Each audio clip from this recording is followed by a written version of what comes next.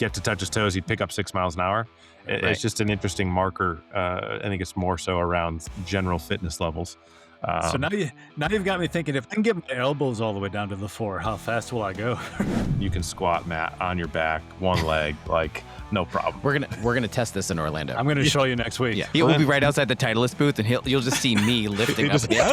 Doing lunges with Matt over his head, walking down the aisle. Because like they don't do it, we'll literally call them and be like, "Yo, how do we change?" How much are they tithing? Because this is a lot like a church I used to be in. Yeah. Right. I noticed you didn't pray today. Yeah. I'm outside your window. All right, friends, welcome back to the Bogey Ball Society. I am here by myself because it's -2 degrees in the middle of everywhere else. So it's just me. However, we got a banger. We got a banger for you today. Our guest is Chris Finn from Par4Success. If you don't know who they are, I'm just going to ask you, take 5 minutes right now. Go to the website, do the initial assessment. There is a super easy initial assessment, requires a chair and a golf club, but you could probably use anything, to be honest. Not anything long. You need about to be the size of a golf club. I was so inspired that to record this, I went out and bought this. It says, "This is my workout sweatshirt." That's how serious I am. I mean, ignore the fact that at the bottom it says, "Just kidding, this is the shirt I take naps in." Ignore that part. But Chris is awesome. He's full of simple stuff you can do. We're really, really honored to have him on. We're super grateful for the time he gave us. Enjoy. I'll see you on the other side.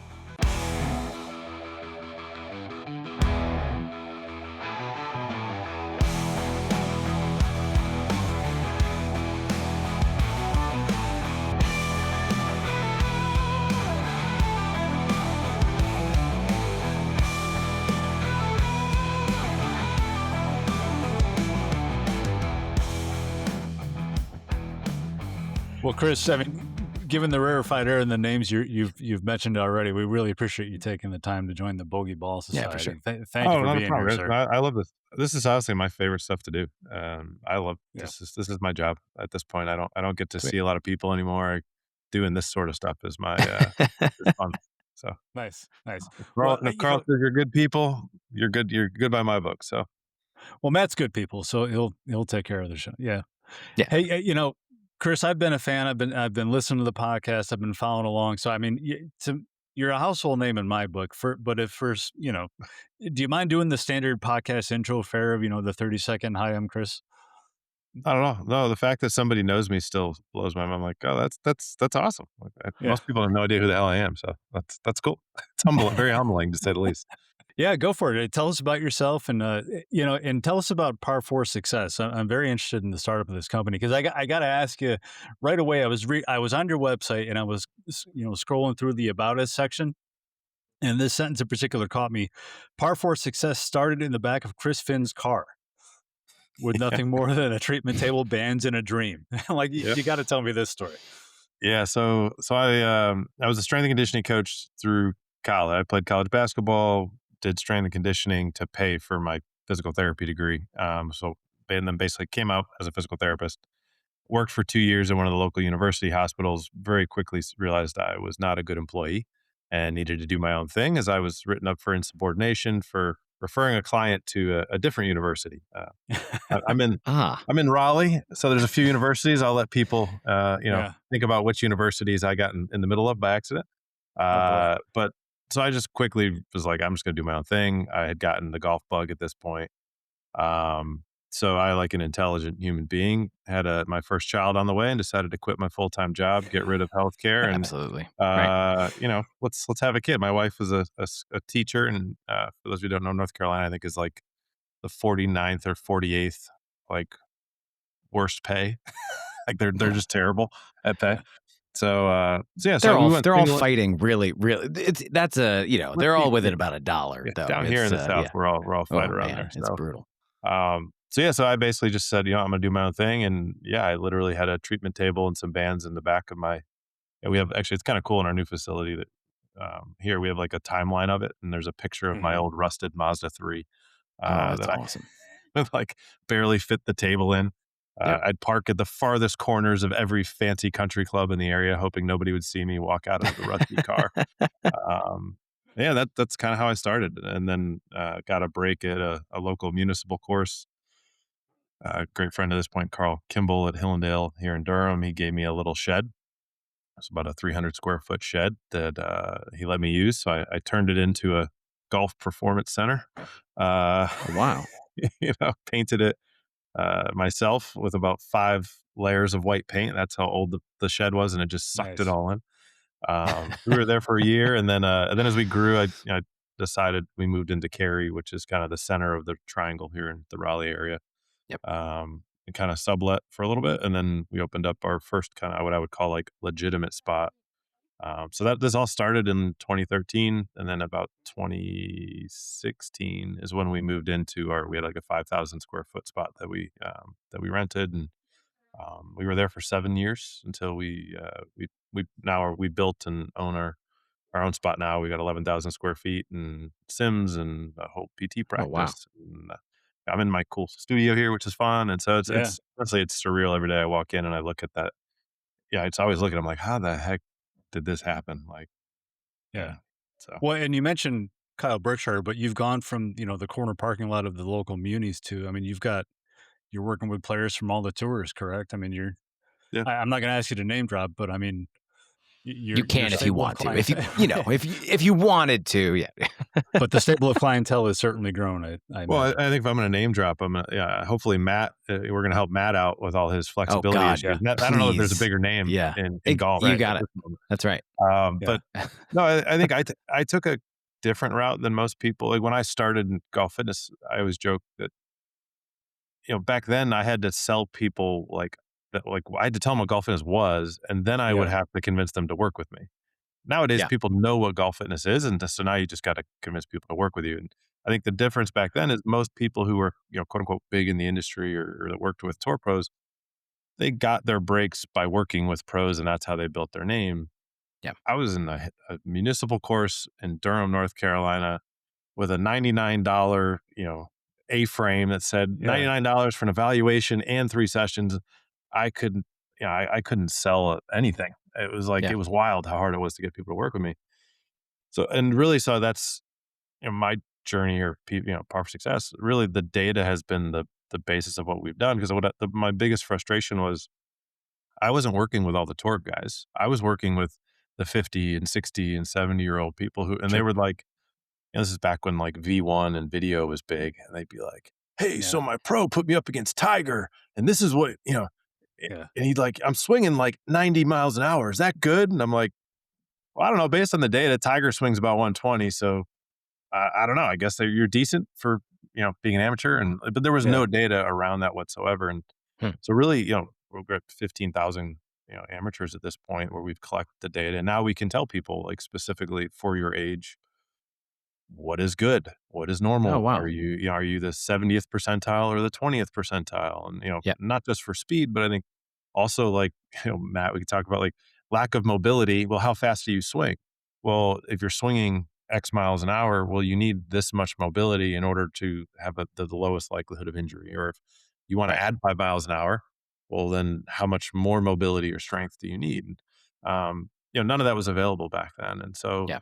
I think any pros that we've had the opportunity to work with or develop, we've obviously a lot of our pros, they were just kids in the area that we worked with since they were juniors, and now they're on Cool. tour, and that's pretty cool to watch them live their dreams. And I will be the first one to tell you, I've had minimal, if anything, to do with that. That is all on them. We just happened to be a place where they lifted some weight and did some stuff. But Yeah.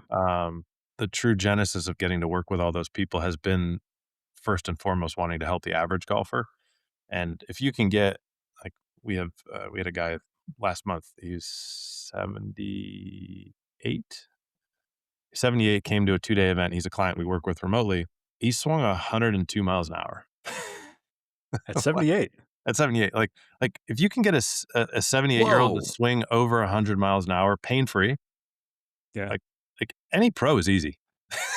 like like they're like the tour pros, those guys, like, to me, that's so much easier then when Mhm. you cut your teeth on, a 78-year-old guy who's had 2 knee replacements and, a laundry list of stuff going on, But like again, it's on a not his good day, full-time job.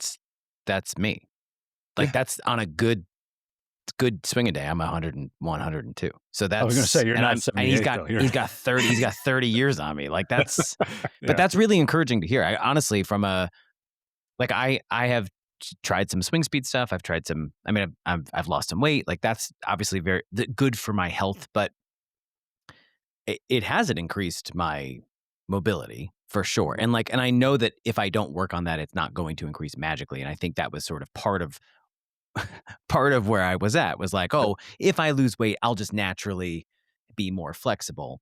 And it's just not the No. case. So that's I So mean, those are normal, and I think you're not alone there. Like, there's a lot of listeners, I'm sure, that are in the same exact boat. They're like, there's this awareness of how to be healthy. Of, oh, if I lose weight, yeah, drink less, eat healthier, like, think I should feel better, right? And you naturally will. And I think when it comes to golf, and where I think the gap exists for golfers is, the things to be cardiac healthy are long, slower walk, right? Like, it's like long, Yeah. slow stuff. It's not fast, explosive.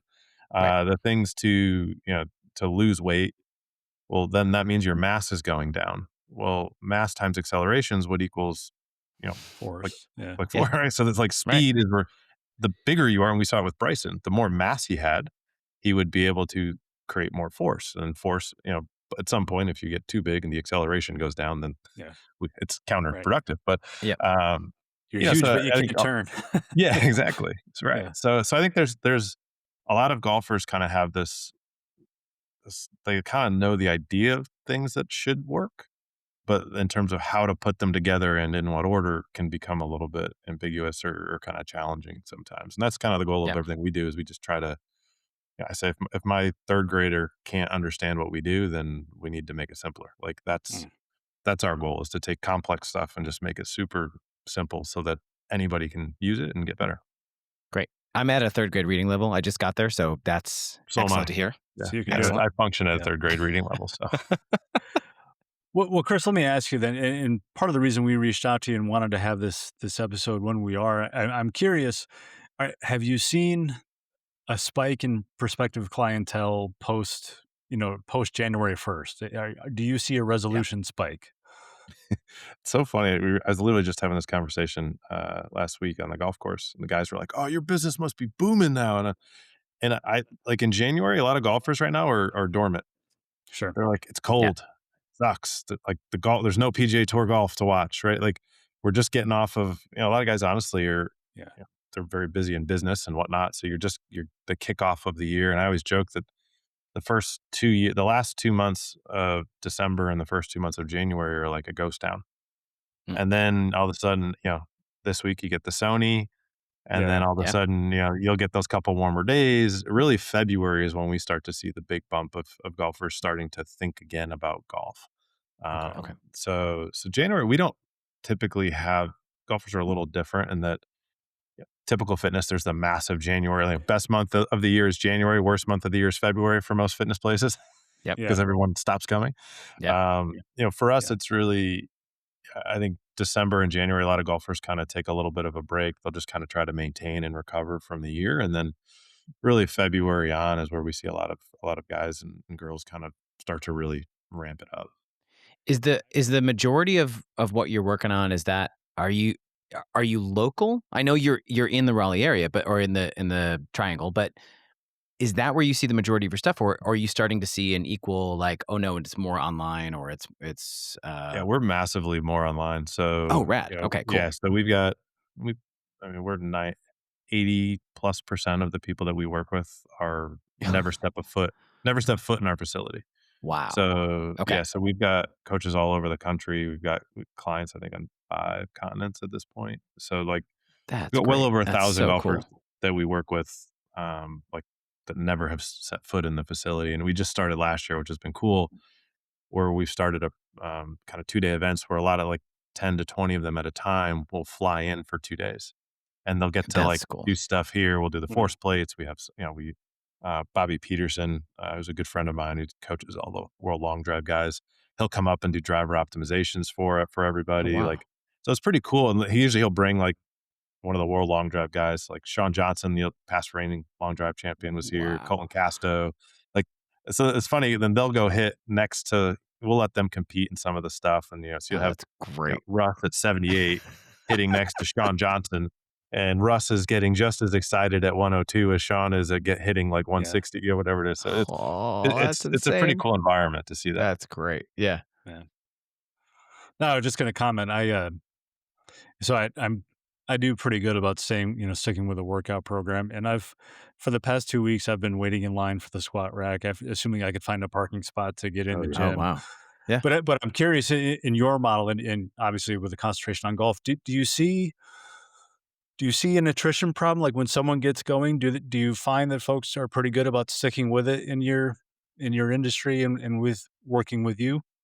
Or do you see kind of a similar difficulty in sticking with those goals that Yeah, people so initially set for themselves? it's a great question. Yeah, so I mean, we're still dealing with humans, so the psychology doesn't change if you're a golfer or a normal fitness Yeah, person, right? Yeah. So compliance is by far and away the number one predictor if somebody's going to stick with it. sure. I will say that golfers, we are all sick, and if anything starts to make our club head speed go up, or Yeah. the ball goes farther, or Yeah. we Oh, don't yeah. hurt after we play, or our scores start to go down, we're more consistent. Like it's like crack. We're like, okay, give me more of that, right? Yeah. Mhm. So Yeah. I think that's the cool thing because of all the research we've done over the last decade plus.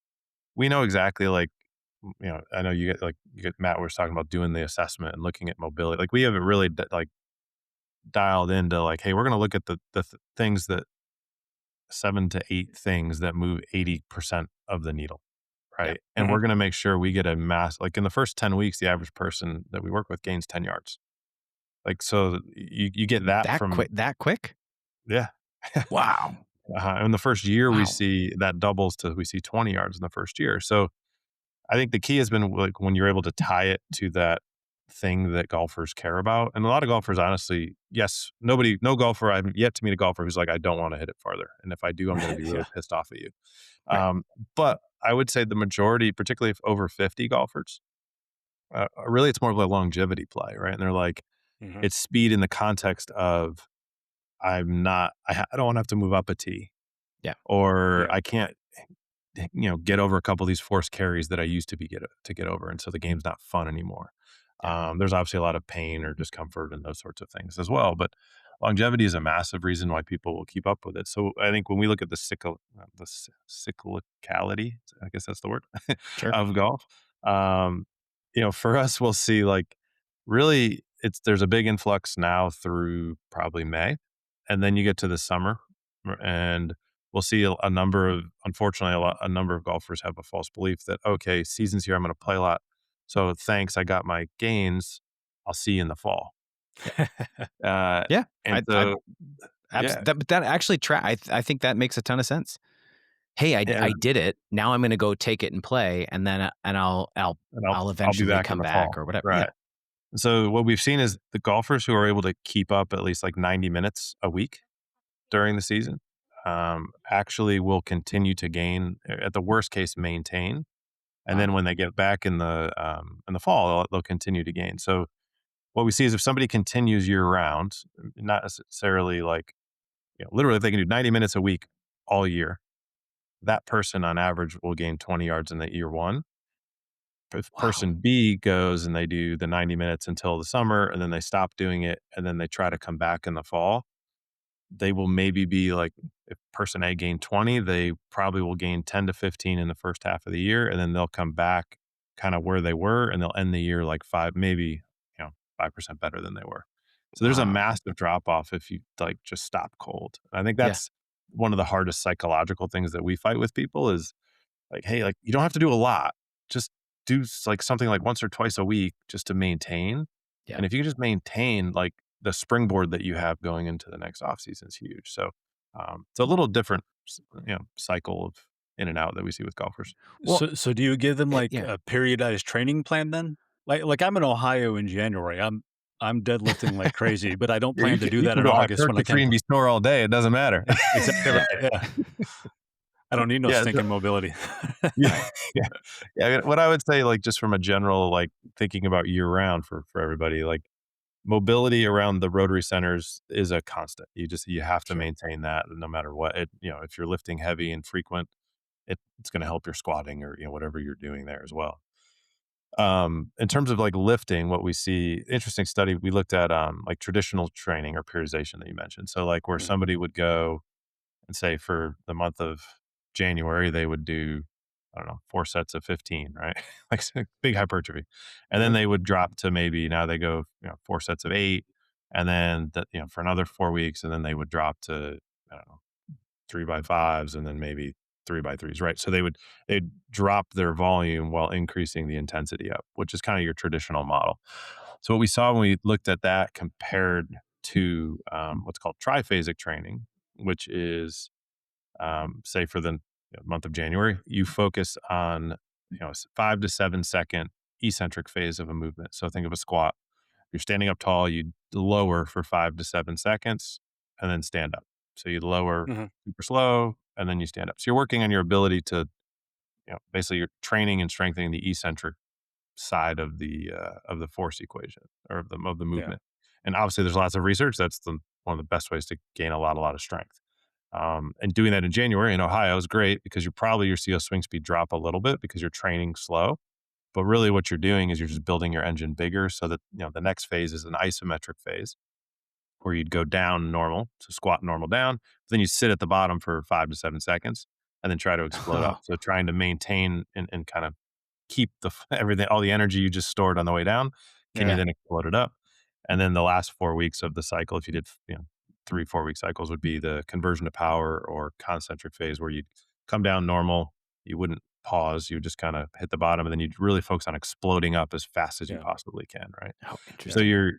you're moving your pace of the exercise. It's kind of slow for the first 8 weeks, 2 phases, and that last phase, you're really working on going as hard, as fast as you can on the way up.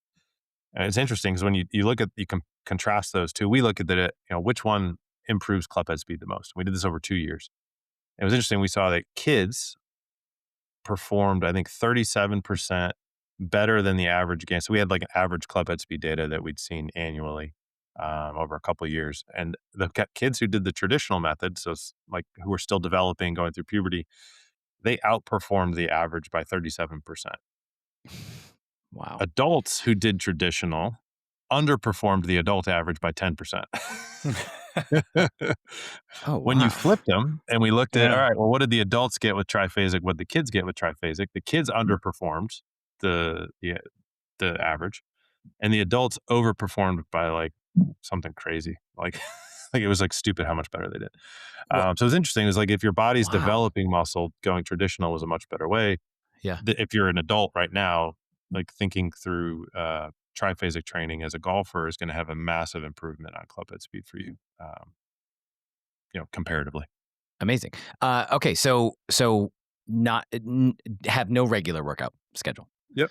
Uh, you must have people like me all the time who All the come time. in and are Most like, most I common want to guy that get, comes in. Yeah. yeah. Well, also like I genuinely love golf. I love it. I get to play once a week. Yeah. I want to play better on that once a week. Mhm. So if it means getting up at 4:30 because I got kids and they're getting up at 6:30 and I Yep. don't know when else to do it, but like, is that a thing that Par for Success talks about? Like, okay, well, when are you going to do it? How are you going to do it? Like the mental shift of, yeah, I know you like golf and we can get you better, but here's the the when you have to do it or I mean, not you're not obviously going to hold my hand and come to my house and do it. I mean, that would be great. That would be great. In But a I rusty don't Mazda. expect that. That's an The expensive Mazda. option. Yeah, he's driving his Mazda 3 all the way across country. All the way. um, but is that one of the things that you offer? Like, hey, do you need help motivating to get to do this? Do you need help? Because this is, I mean, we've been doing this for a year and a half, the pod, and it's been a recurring joke. And yes, I've made some changes that have helped my overall health, but Yeah. not in particular my specific golf, Mhm. swing speed or mobility or anything like that. And I would love that that aspect to get better. I genuinely. So Yeah. if you're coming from a place of like, yeah, I got no consistency. I'm not up at 4:30 like Hayes is, or hitting the gym, or 5 or whatever it is. I don't know. We're on different time zones, so I never know what time it is there. But is that something that you take into consideration when you're working with somebody? Because Yeah. I got to imagine Hayes and I are going to be two wildly different programs based on we're the same age, but he's in so much better shape. Yeah, no, I think, my favorite saying is you can have the best program in the world, but if the person doesn't do it, it's a terrible program. Yeah. It's not going to do anything, right? Yeah. But I think we're in the age of AI, and there's obviously it's interesting in the space. There's kind of like 3 levels, right? You have the type it into chat or Gemini and say, "Give me a workout to do," and Yep. hopefully link some YouTube videos, right? Yeah. And the success rate on that 30 days out is about 0. Then there's kind of like like the $30 a month category, right? So it's like you kind of sign up for an app, you get a stock program. But again, you don't have what you're talking about is like somebody who's like helping you figure it out. You're still kind of on your own, right? So Yep. we actually used to have that. We built an entire on-demand library. We spent we spent a year and a half in this studio filming tons and tons of content Wow. and format.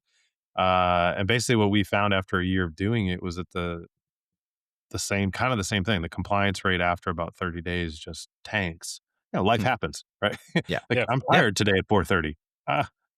My kid was up throwing up last night. I'm not getting up today. So That's right. right, and then you get 2 or 3 days behind. You're like, screw it. Like I'm whatever. Right, and then you move on. And I think the big thing for me is we guarantee everything we do. And so my kind of moral dilemma with that was like, how am I going to take money from someone if I know inherently within 30 days the likelihood that they are successful is sub 10%?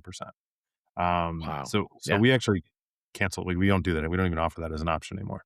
Um, so now I have all these hundreds of hours of videos, workouts sitting in my Google Drive.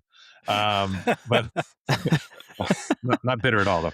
But so what we do is Someday you'll be able to market those as blooper someday reels or I something. can train an AI Exactly. model or something. I That's don't know. right. Exactly. But I think where we kind of live is we have coaches all over the country and they work with every single person one on one. So in that Oh, instance where wow. Okay. your kid's puking last night and you don't get up at 4:30, we see that you didn't mark off that you did your workout. You're getting a text, hey man, you okay? All good? Do we need to shift the workout? When does it need to go to what? You're like, Wow. hey, I'm busy. I was like, cool. Well, can we get at least 5 minutes in tonight of the critical thing? Right. And so Cool. that's where you get into really making sure that we just keep people moving forward. And, ultimately we know that if we can get you to do at least 90 minutes a day, not a day, sorry, a week, that's like 15 minutes, 6 days a week. Like Yeah. we're going to be successful. We can continue to, at the worst, stay where we are. But particularly for somebody who's a newbie who isn't really doing anything, I mean, it's like a rocket launching in terms of the gains, Yeah. the newbie gains, right? And I someone like no, Hayes, if 100%. Hayes Yeah. is working out 5 a.m. every single day, 7 days a week, he's not going to have a rocket. He may have more like a skipping Yeah. rock that'll kind of A start to small go up. incline. Yeah. Right. But I think that's the big difference is that Cool. we find is if you can keep somebody doing the workout, they will be successful and they will stick with it. Our average person online stays with us over 3 years. Holy smokes. Yeah, but that's because like they don't do it. We'll literally call them and be like, "Yo, what's up? Yeah. What do we need to do this week? Or if you're going on a golf trip, how do we change How a much are workout?" they tithing? Because this is a lot like a church I used to be in. Yeah, right. I noticed you didn't pray today. Yeah, I'm right. outside your window. No, but that's incredible. 3 years, like that's a really that's an amazing, and that's the average. That's an incredible Yeah, stat. yeah, Yeah. it's pretty cool. I think that's the cool thing about working with golfers that I love is we're nutso about it. And if you find Yeah. something that works, you want to continue doing it and you feel good. Like it also has all these other benefits to it that you feel Yeah. better and all that stuff too. Yeah. So Oh, that's rad. Well, yeah, let's talk about me for a minute.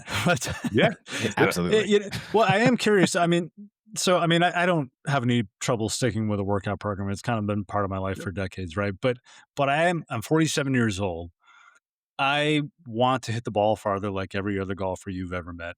But Mhm. I'm also getting to a point where Yeah, I mean, my other main fitness goal is being an active, healthy, capable, fully energetic grandfather when my kids are all grown up and they have kids, etc. Yeah. How do you balance from a training standpoint the competing goals of, hitting the ball as far as you possibly can and also being perfectly able-bodied to play this game, to walk 18 and hitting it at a respectable clip when you're 70 years old? You know what I mean? How do you balance longevity versus just explosiveness and power? Yeah, so I think that's, to me, it's always it's a math equation. So you're Okay. looking at your body and you're looking at where's your mobility at, where is your strength and power, and where is your club head speed at. Mhm. So to simply think about it, mobility, there's certain thresholds that you want to pass for there's four rotary centers. You have your hips, your shoulders, your spine, and your neck. I've actually been debating internally just to get rid of the neck, because if anyone fails the neck, it's kind of like, you could probably be okay. Right. Right. Yeah. But there's minimum thresholds for the other three, though. And if you fail any of those, like you're in golf wise, you're gonna have to introduce standing up. So there's gonna be loss of posture, and Mhm. or there's going to be a lot of side to side that's gonna occur.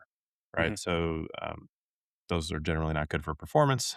But we also will see, because of those compensations, there's an increase of back pain, elbow pain, wrist, all the other common injuries that you see in golf. Yeah.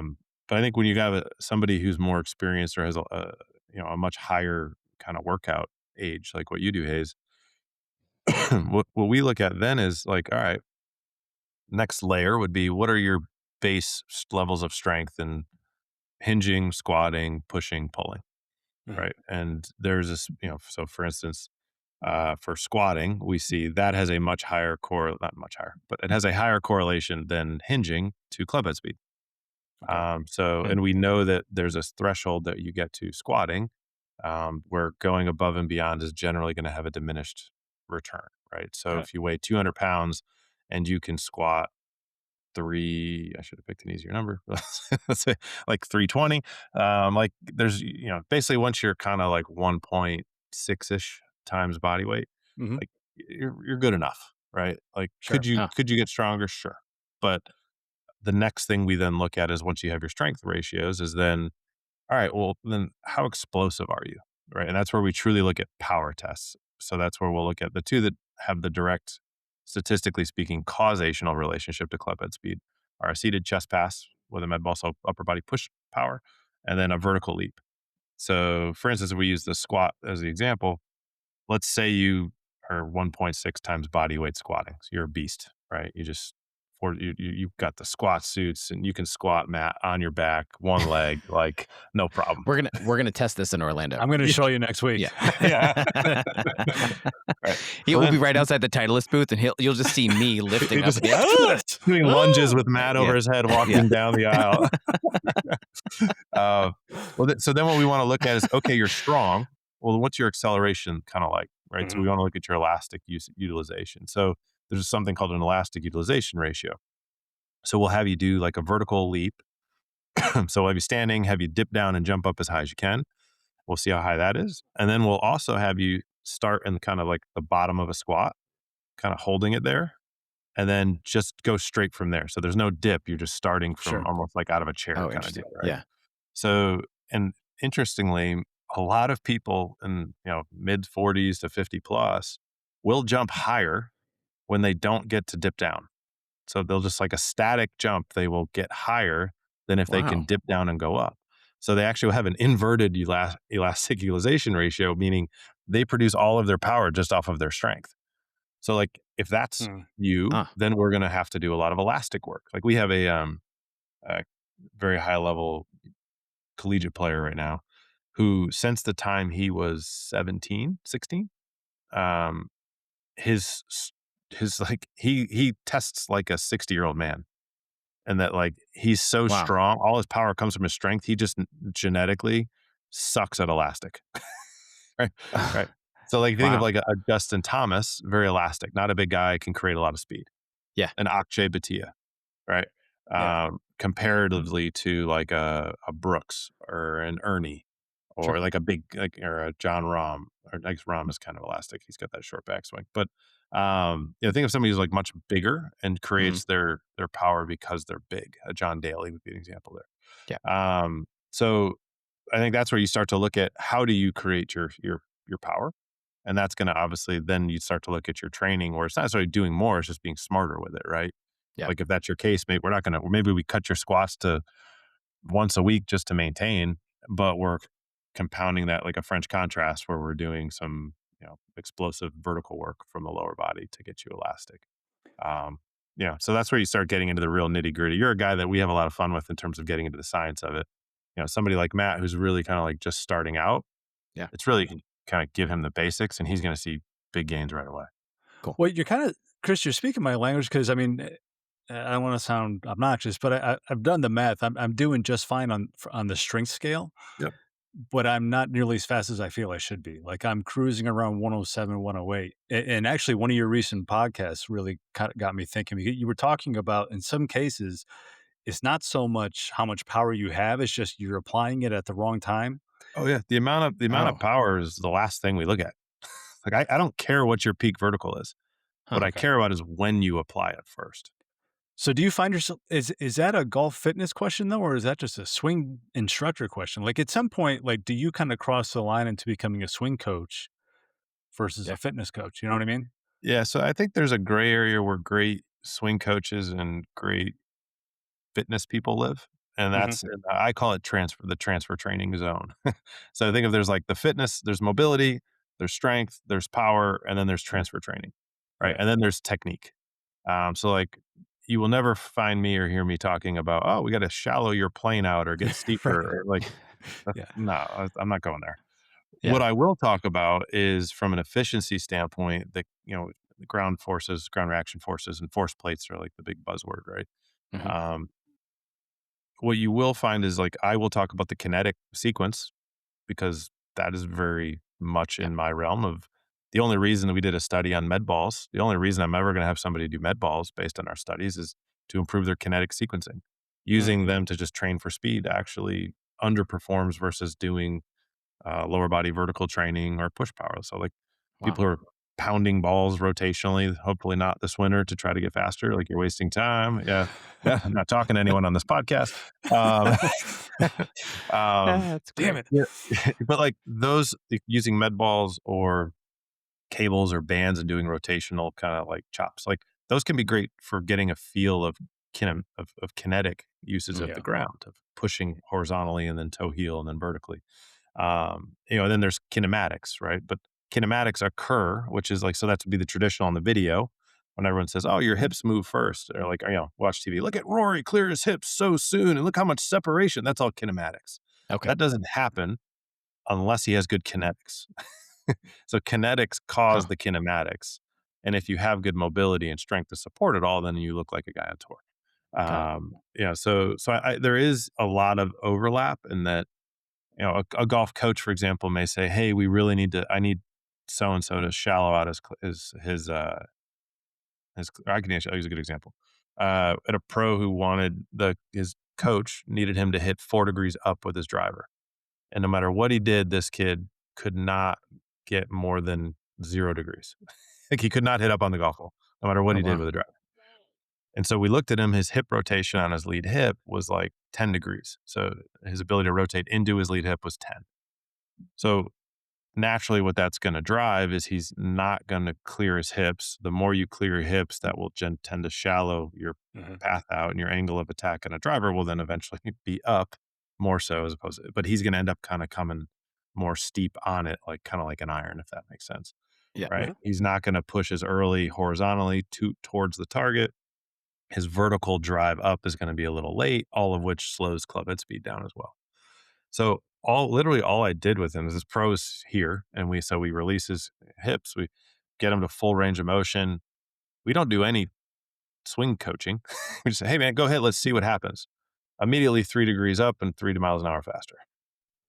How Right? how much? Three 3 degrees degrees up and up now, and now yeah. he's 3 miles an hour faster. Right. And it's not because Wow. it's because everything the coach was telling him was correct. He's a good player. Obviously, he's professional, so he knows what Yeah. he's trying to do. He just physically had a block. And so when Oh, me wow. on the physical side, remove the block, Yeah. all of a sudden everything starts to work again, right? And that's like a I guess an extreme example, but that Was happens all that the time. one session? That was like 5 minutes. Yeah.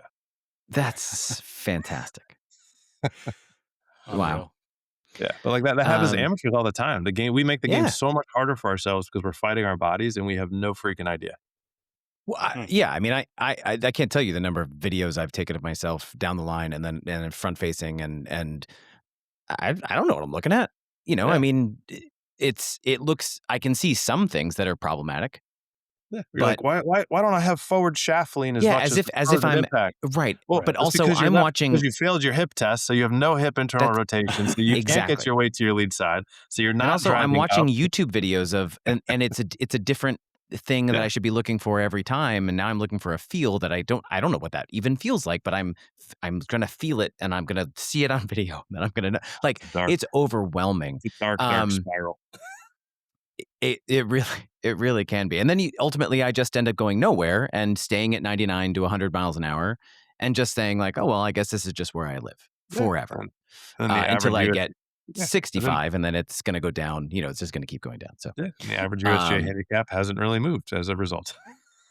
it went down to 7.1. It's back up to 8.8. It wasn't a great year. Yeah. To be fair, it wasn't a great like 3 months. I had a lot of 86s in there. Anyway, not the point. You're Uh, taking these podcasts to a dark place, Matt. Let's bring it I'm back to spiraling let's get live. back on the Watch, rails. right. Okay, so don't have a gym membership. Mhm. I do have dumbbells and a yoga mat and some bands and stuff. How much of that is useful? How much of that is if I started something like this, would you say, oh no, you absolutely go join a gym? Go. Yeah. Is it accessible? Is it oh no, you can do it from home? Is it that kind of thing, or is it like you really need a bare bones setup of a minimum of equipment? Yeah, no, this is actually perfect because you two juxtapose each other like perfectly, right? So, Yes. so You need for a Matt, chicken. You got to chase a chicken. yeah, so for Matt, so like what we do, so every person that signs up with us, we send them like home exercise, like bands and tissue stuff, and so if you're starting out, you haven't done anything, you don't need a gym, you can do everything from home, and we're going to see everything. We see the 10 Oh, miles an hour, and every it's time 10 incredible. yards in the first 10 weeks, we see the 20 yards. Like now, if you're somebody like Hayes who can squat, like is already kind of maxing all his, like giving him bands, not going to work. Like he needs Right. weights, like he needs Right. load. Right. Right. There does come a point. I'm not going to, I'm not going to lie to people and say, oh yeah, all you need is bands. You can get as good as you can get Yeah. to 120 miles Yeah. an hour, no matter what, with just band. Like, no, you need load. Yeah. Right. Okay. So that's somebody like Hayes either needs a home gym, or that's where you start talking about like power blocks are a good, like a way Yeah. to, they're compact for home, but you can get a lot of load. Got it. Okay. Eventually you're going to go to a barbell or a hex bar or something along those lines to start to load the tissue. And Yeah. obviously that comes down to what your goals are, injury histories, and those sorts of things. But Yeah. for the predominant number of golfers that we work with, most of them don't go to the gym. Most of them do it at home. And for the Cool. first few months, like they're totally fine with the little package that we send them. And then as they get stronger, it's kind of like I've never had somebody who got strong and they're like, "Oh, I don't want to get any. Like, I don't want to stop. I want to stop." It would be exciting to have to go Yeah, buy a new. Yeah, I totally yeah. get it. They're Like, like, "Oh, oh, I I get a have new to. toy. Okay, cool. Yeah, Yeah, let's do that." I get a 7.5 pound barbell. Wow. Moving That's a from the joke because I only have 5 pounds. Right. move from the That's pink to the purple. Yeah, you're yeah, exactly. Look at me. If you get real strong, Um, you can go to kilos. So, yeah. there you go. yeah, exactly. Well, Chris, I will confess. So I mean, you guys are blowing up my ego. This is really good for my, but I gotta confess, at our Well, age. if you need me to bring the ego down, I could tell you what percentile you are for your age group and club head speed. Oh boy, yeah, Perfect. yeah, yeah. That would definitely do it. But I did want to ask you, so Matt and I are both the same age, and maybe different parts of the spectrum on fitness. But even so, despite my background in working out, I'm still willing to try every different recovery method I see out there and every sort of latest fitness trend. Yes, he is. Do you hear often from some of your clientele like, man, how can I recover faster? How can I recover from this? Because I mean, I'm cold plunging. I'm doing a lot of, if it's on Facebook, it must be true kind of stuff. Any insights on what works and what doesn't work? Yeah, so I always say like training aids or modality. I feel like I don't know that there's anything that doesn't work. Um, eh, I think there's the right implement for the right person at the right time, and then there's the wrong implement for the wrong person at the wrong time. Yeah. um, the number one recovery thing, everybody wants and we have it when we have an event this weekend where flying people in, and like we have a recovery station, and there's the Normatec boots for compression. We have the red Nice. light therapy, like all cool. Cold plunge, cryotherapy, uh, great. The number one best thing that nobody does is sleep. Right. Yeah. Right, that's the absolute number. People, oh, I'm so tired. I need to recover. Like, how much you sleep last night? 5 hours. Like 5 hours. Oh, good. And I was watching TV to fall asleep, and then Yeah, the right. Yeah. temperature of the room was 72 degrees. So like nobody optimizes for sleep at all. To me, that's the simplest. My wife, I drive her crazy because I can make that at night the entire house goes down to 66.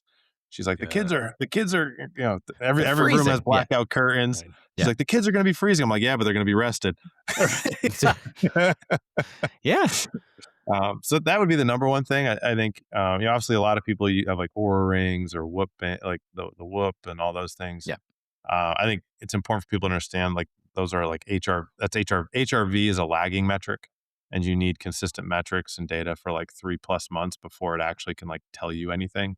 And Mhm. a lot of my clients who've had it, we had at one point, we bought every single member a Whoop with their membership. Yeah. Oh, And then yeah. we got to like 6 months in. Eventually, I'll never forget this guy. He's a Boston Bruins fan. It's the middle of hockey season. He's like, he walks in with the Whoop, and he's to give it to me. He's like, hey man, you just give this to someone else. I'm like, what do you mean? His name is Jeff.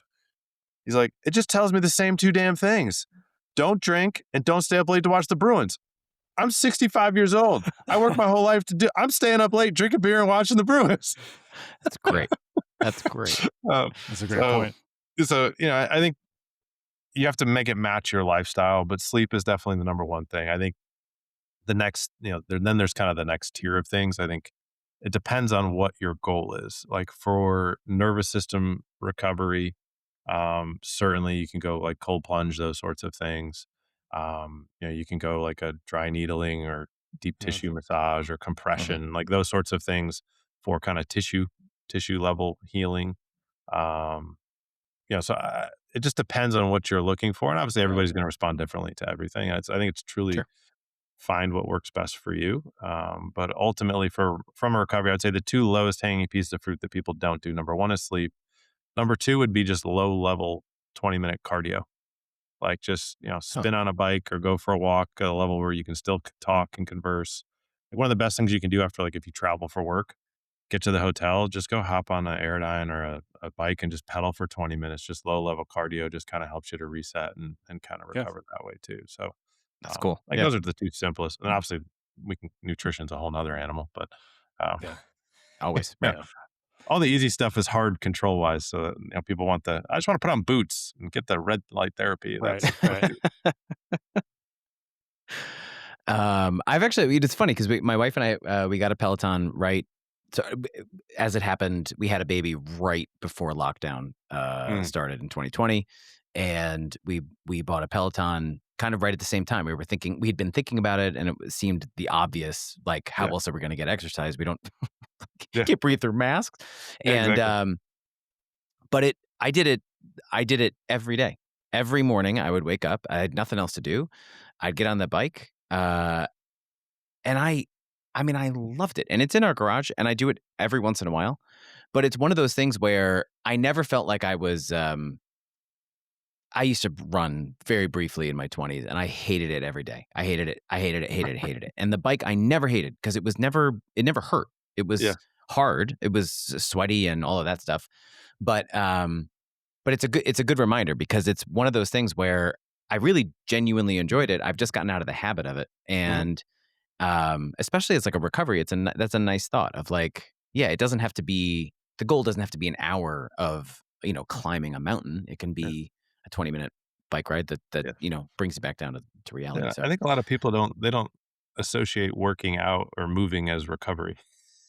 Right? yeah, Like the other one I was just you're talking like doing mobility, like soft tissue work with a lacrosse ball or softball or foam roll, like that's a like I said, if you're talking about self recovery at home, you could hop on the bike for 20 minutes, just a low spin, just to kind of get moving, yeah. do mobility around your rotational joints for 10 minutes, and that's 30 minutes, and you probably feel a heck of a lot better than you did Yeah. Oh my God. when you started, right? And then Yeah. go to bed early and sleep. Like it's like, oh my God, you're like a new man when you wake up.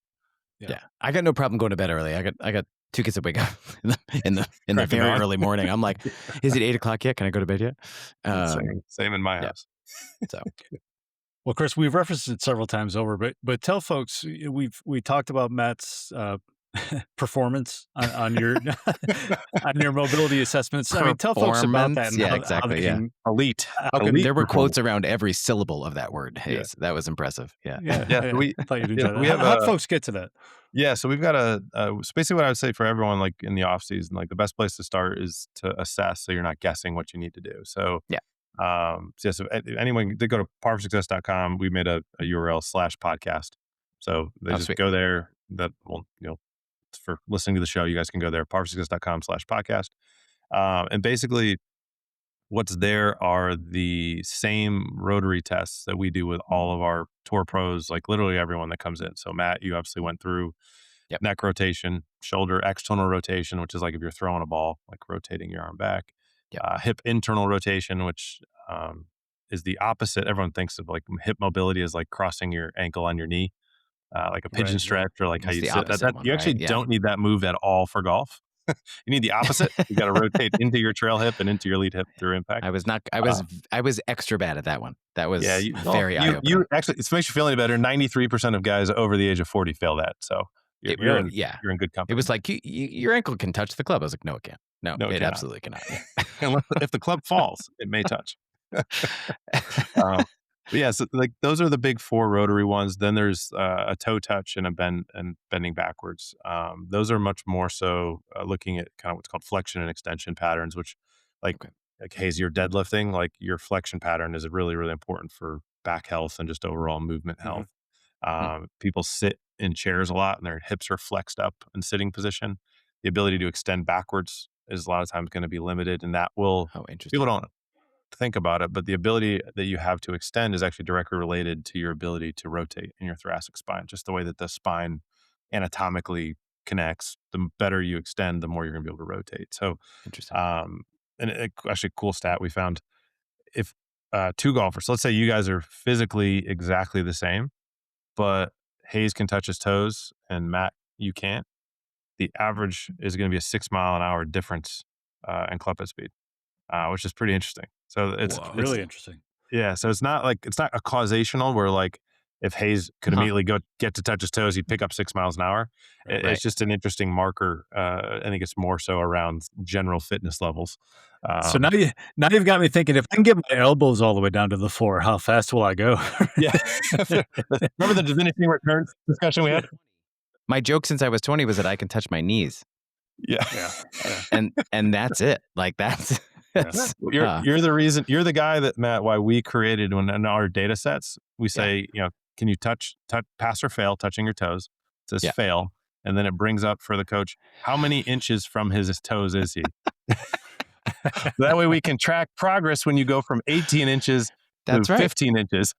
That would Nice. be a marked improvement. Yeah. Oh, that's great. Yeah. No, I love that. Yeah. Okay. But so that's like in the home assessment, that's the mobility piece. And if you can pass that, then you start looking at the power tests. I think those are kind of the next ones we look at, are vertical and upper body push power.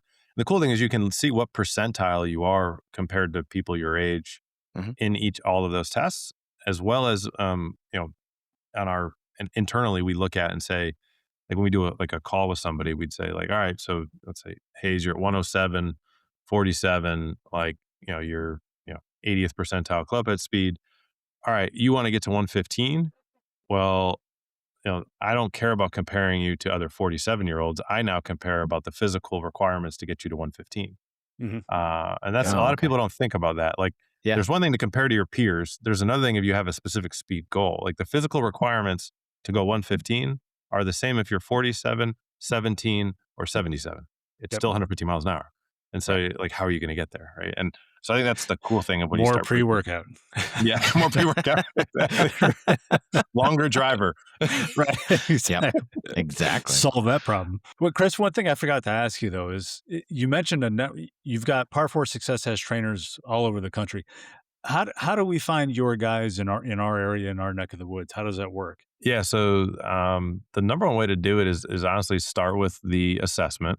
And Mhm. then what we offer everybody is basically a free strategy call. So basically we jump on a 45-minute Zoom call with everybody. Oh, rad. Okay. And then from there, we really, we do guarantee everything we do. So we like to get a good understanding of what you're looking for, making sure we can give you the best recommendation, even if it's not working with us, it's working with someone else. But our coaches all over the country they work with everybody remotely. So you would, let's say we actually have a number of coaches. Actually, our director lives in Ohio. Nice. Okay. But yeah, so let's say you're working with her, like you guys would do the whole assessment. Everything's remote. You'd go, you do your testing. We do everything via Zoom. So, she could be watching you do stuff, or you can do it asynchronously where you send videos. And then basically once we have all the data, we build out in our app, your program for the next week, 2 weeks, 3 weeks, depending on the cycles that we're at. And then we're tracking, like, if we see green check marks, we know you did it. And we can Yeah. see exactly what you did and how many you did. If, I know it wouldn't be Matt, but let's say Matt left a red X, right? then then we're texting you or calling, basically just saying, hey, how do we need to adjust the rest of the week to make sure we continue moving forward? So, Got it. so that's how we work with everyone remote. And then, we have our physical headquarters here in Raleigh. So, we do have people that fly in. We're 5 minutes from Raleigh Durham International. So we do have people who will fly in for the day, and kind of get all their testing and all that baseline done. And then we'll build a remote program and kind of work with them remotely. Or we have some people that check in once a month, and we can do kind of a hybrid. So it really just depends what people are looking for. But we also work with people in Australia who we've never physically ever, shook their hand. They're too far And away. They do just well Right. too. Yeah. No. And then just to, I'm assuming it's app based. So all of this is that right? So you would download Yeah. the app, and then that would be the facilitator. Yeah, of so the- we use the app as the delivery vehicle. So Rad. Okay, cool. we basically do calls. I would say most people we do like a live video call Mhm. every week, and then we use the app as the delivery. So within the app, we can text, send videos back and forth, like Perfect. Got it. Okay. message back and forth. We can update, like, hey, I'm traveling for the next 2 days. I'm going to be in a hotel. Send a picture of the gym, and we'll update the program so that Oh, you can do rad. it in the gym of the hotel. Like, it's Cool. truly, it's white glove. Like, wherever you are, we adjust stuff on there. We treat you just like we treat our tour pros. They're in a different location every week, so we got to change what equipment they Yeah. have. Yeah. We do the same thing for all of our other golfers. Oh, that's super cool. Hey, Chris, I don't want to abuse our privilege of having you here. We've had you for a while, but I do want to ask you one more quick question. The Golf Fitness Bomb Squad. First of all, you've got the best, in my opinion, the best theme song of any introductory golf Thank podcast. I love it. Billy Dowling, the producer for Michael Breed. Yeah. Yeah. Oh, rad. That's awesome. You've got to be yells at me if I don't give him credit. So yeah. yeah. You got to be enjoying doing that, because I mean, you are delivering it in very palatable bites of 15 to 20 minutes, but I mean, it's got to be a lot of fun. Any plans for the podcast going forward, or because you're putting out great content? Every time I listen to that, I'm like, Yeah. man, I got to try that. I'm going to do that. I appreciate it. Yeah, no, I definitely try to keep it like 15 minutes, especially when it's just me. And that's usually there's kind of like two ways I'll do it. Is, I have episodes where it's just me, where that's usually like around a topic of somebody that's asked a question or a cool case that we came across, or Yeah. We do a bunch on Instagram and TikTok, and we're putting out a couple a day, and so we see kind of what people are interested in and questions and comments that people have. So that's fun. It's kind of like crowdsourcing. What should we talk about? But I think the thing I'm excited about for this year is going to be the guest list that we have. Okay. And Cool. really, I think we just crossed the 200 episode mark, actually. Oh, wow. And like, so I've been so lucky I always joke that selfishly the podcast is for me, because it's an excuse to talk to like Yeah. really smart people. Yeah. Believe me, we get it. I mean, So we've had so many great instructors on and just other people in the space. So I'm very excited for this year upcoming. We're going to be venturing into having more kind of YouTuber and more social media influencers and other people as Cool. that space has grown, just to kind of get their perspectives on different things. And we always try to tie it back to the fitness side when we have a guest, but those are always fun kind of geek out moment. You mentioned kind of the carryover into the instructional side. So I sometimes will get, especially if it's like trying to think who, I think I've had Greg Rose on or like any of the, like, Well, I was going to say you did was it 4 parts with Mike Carroll? Where you guys clearly geeked out, but it was when extremely Mike and I did entertaining. that, we could get a little bit geeky. But I love all those. So it's fun. So we try to keep it short form. When we do those interviews, we definitely go a little longer. But I David Orr, I don't know if you guys have listened to the David Orr one. I love David, he's a dear friend. He's one of the best putting coaches in the world. Oh, wow. So he said, all right, Dave, we try to keep it 30 to 45 minutes. Like, if we get going on something, we'll go. It's an hour and a half. So we had to literally cut it into 2 episodes. Oh, wow. He's the only guy I've had to do that with. But David, I mean, he gets going, and but yeah, he's awesome. So it's so fun to be able to, and it's an honor that you could send an email to someone. And they're like, oh yeah, I'll do that. Yeah. That's how we feel every time somebody says yes. We just feel like, oh my God, really? Like, thank you. I mean, it really every time. Like it never fails to amaze me how generous people are, and I'm specifically you in this case. But really, I mean, to give us your time and your thoughts and your brain, we're really, really grateful. So thank you. And we want to pay that forward. So as you're building your guest list, Matt is willing to come on and talk to you about getting that 17th, 16th, and 15th inch. Absolutely. I will do a live updates as I lower myself. You just have to listen to the creaking. That'd be a lot of fun. Yeah, no, we'll definitely. I'll definitely be reaching out to you guys. Love to have you guys on the pod, and I can't thank you enough for having me on. It's been an honor, and it's always flattering whenever anyone asks me to come on anything. I still kind of have to pinch myself. So appreciate you. Awesome, Chris. Right, thanks so much for joining us. Appreciate it, everybody. Yeah, appreciate it. See you guys soon. All right, man. Bye. All right, so there we go. Par4Success.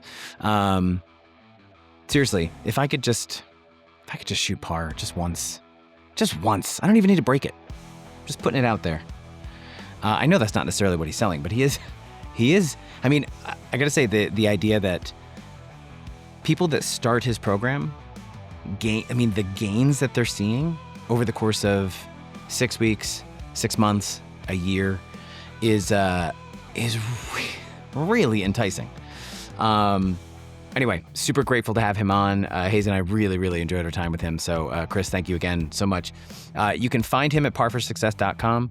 I highly recommend going and taking that assessment test. It's a shock. Just listen. I failed the assessment. I was like, what? I don't get extra credit for my hamstrings making little popping sounds when I bent over? No, I don't. So I think there's a flaw in the system. I'm going to email him about it later. Speaking of email, you can always find us at bogeyballsociety@gmail.com. Please come find us at community.lifeattheturn.com. It is an incredible forum. It is growing, and we are about to drop some stuff that I think you guys are going to be really, really, really into. So anyway, on that note, we'll see you again soon. All right. Thanks, guys.